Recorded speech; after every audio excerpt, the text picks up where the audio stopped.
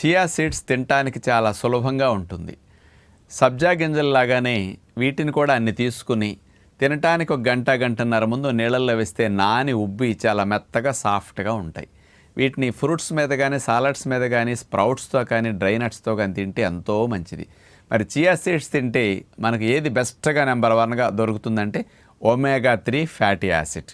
ఇది బ్రెయిన్కి గుండె ఆరోగ్యానికి ఎంతో మంచిది. చేపల్లో ఎక్కువ ఉంటుంది అనుకుంటారు.